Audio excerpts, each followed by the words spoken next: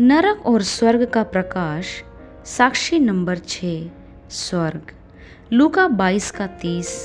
ताकि तुम मेरे राज्य में मेरी मेज पर खाओ पियो, वरन सिंहासनों पर बैठकर इज़राइल के 12 गोत्रों का न्याय करो।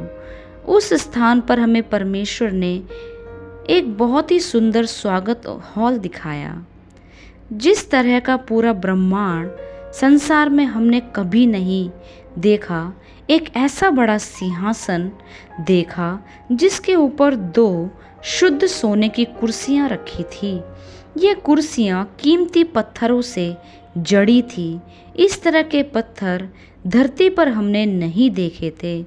इस बड़े सिंहासन के सामने एक बड़ा मेज था जिसका दूसरा किनारा दिखाई नहीं देता था।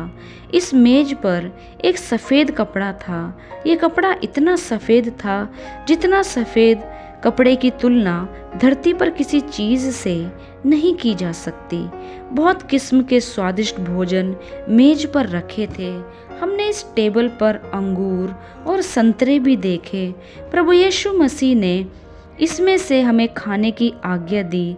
हमें अभी तक भी इनका स्वाद याद है, जो कि बहुत ही अजीब था।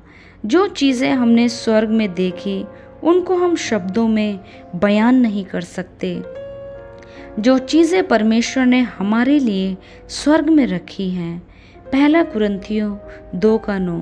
परंतु जैसा लिखा है, जो बातें आँख ने नहीं देखी और कान ने नहीं सुनी और जो बातें मनुष्य के चित्त में नहीं चढ़ी, वे ही हैं जो परमेश्वर ने अपने प्रेम रखने वालों के लिए तैयार की है।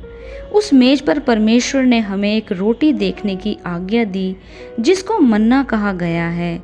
यह वो रोटी है जो पवित्र शास्त्र में लिखी है। हमने वो चीज़ें देखी जो धरती पर पैदा नहीं होती।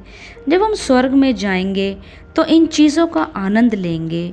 इस मेज़ के आसपास कुर्सियां लगी थी। इन कुर्सियों पर प्रत्येक इंसान का नाम लिखा है। हमने अपने नाम उन कुर्सियों पर लिखे हुए पढ़े, परंतु ये नाम वो नहीं थे जो नाम हमारे धरती पर हैं।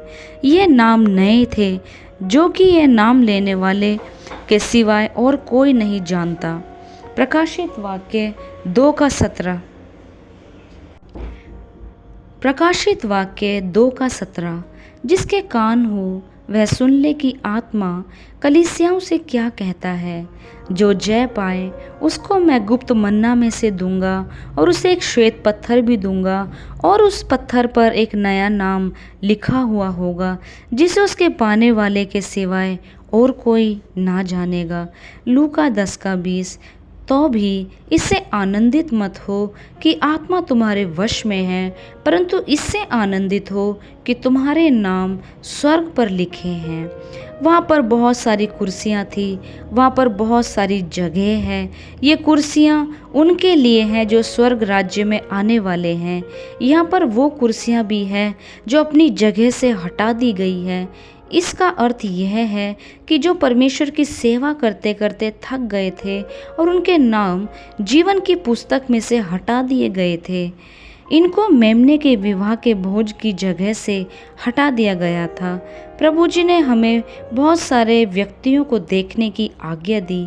ये वो संत हैं जिनके नाम पवित्र शास्त्र में भी लिखे हैं। हम अब्राहम को देखकर हैरान हुए। अब्राहम वृद्ध और बहुत ही बुजुर्ग आदमी था, पर वह अपने शरीर और दृष्टि से वृद्ध नहीं था। वो अपनी समझ और ज्ञान में भरपूर था। अब्राहम के बाल पूरे सफ़ेद थे, पर उसका एक एक बाल साफ चमकते हीरे जैसा था। मगर हमें हैरानी इस बात की हुई कि यह हमसे भी ज़्यादा जवान था। स्वर्ग राज्य में हम फिर से जवान हो जाते हैं। अब्राहम ने हमें कुछ बताया जो हम कभी भी नहीं भूल सकते।